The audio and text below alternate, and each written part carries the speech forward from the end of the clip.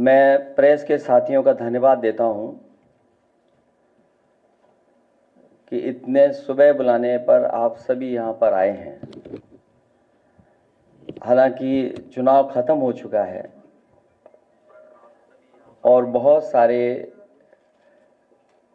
Exit poll तरह तरह की जानकारी दे रहे हैं।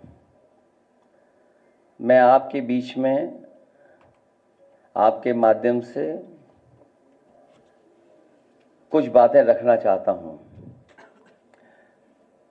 मैं शुरुआत करता हूं कि जितनी ऊंचाई पर जाकर कटती है पतंग,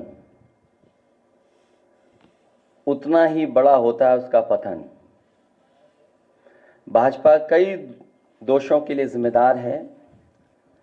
सामाजिक रूप से भाजपा ने देश में सौहार्द बिगाड़ा, भाईचारा खत्म किया, जाति के खिलाफ जाति, संप्रदाय के खिलाफ संप्रदाय लड़वाया, संविधान द्वारा दिए गए आरक्षण को साजिशन खत्म करने के लिए बेरोजगारों से छल किया, पेपर लीक कराए, देश के लिए आगे बढ़कर लड़ने वालों की बहन बेटियों के लिए जानबूझकर अपने मंत्रियों से अपशब्द कहलवाए बढ़ाए, मणिपुर हाथरस महिला पहलवान, पिछड़े दलित अल्पसंख्यक व आदिवासियों पर अत्याचार और सबसे खराब व्यवहार किए जाने के लिए रिकॉर्ड बना।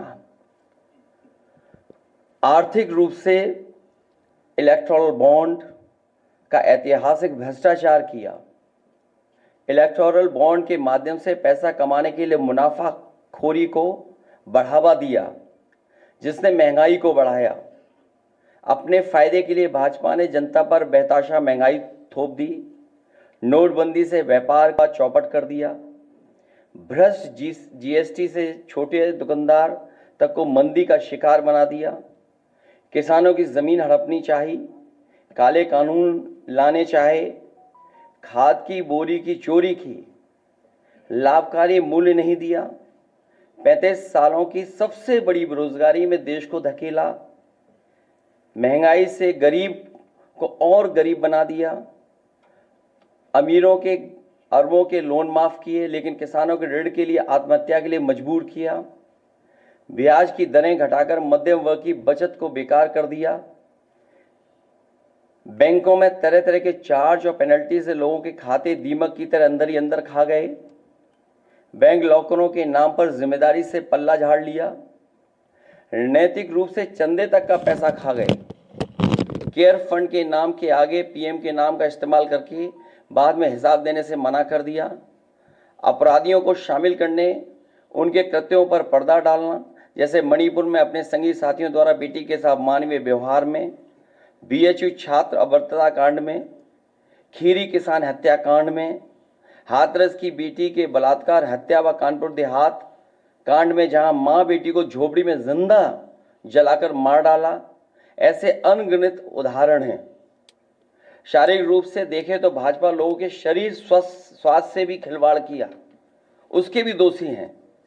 भाजपा ने बिना जांच परखे जानलेवा वैक्सीन लगवाई, कमीशन खाकर गलत दवाइयों को पास करके लोगों का जीवन खतरे में डाला।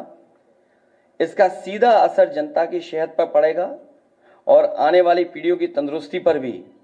भाजपा पीढ़ियों पर प्रहार की दोषी भी है। मनोवैज्ञानिक रूप से लोगों के दिल और दिमाग में जानलेवा वैक्सीन लगवाने के बाद बीमार होने पर डर बैठा दिया। महिलाओं के अंदर असुरक्षा का भाव घर कर गया। युवा अनएम्प्लॉयमेंट या अंडर एम्प्लॉयमेंट से डिप्रेशन का शिकार हुआ।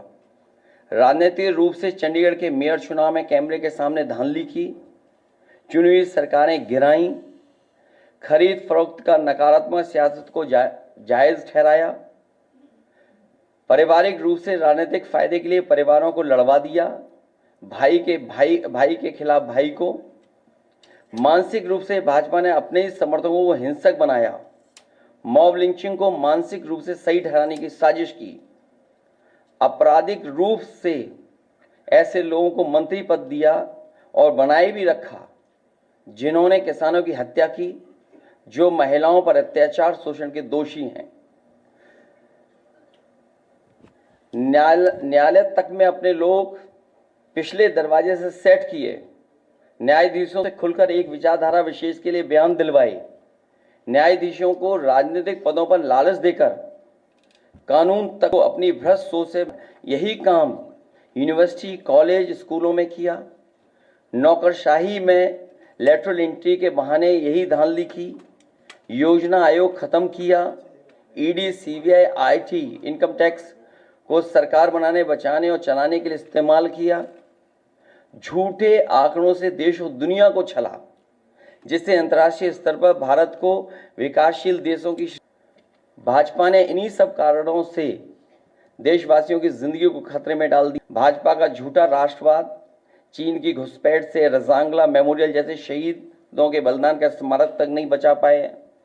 भाजपा की भ्रष्ट नीतियां बीते कल के लिए नहीं बल्कि भविष्य में भी देश की रक्षा के लिए असमर्थ व अक्षम है। इसलिए जनता इस बार गांधी जी को याद करते हुए करो या मरो की तरह आंदोलित हो गई है। से देश नकारात्मक ताकतों से आजाद होने जा रहा है।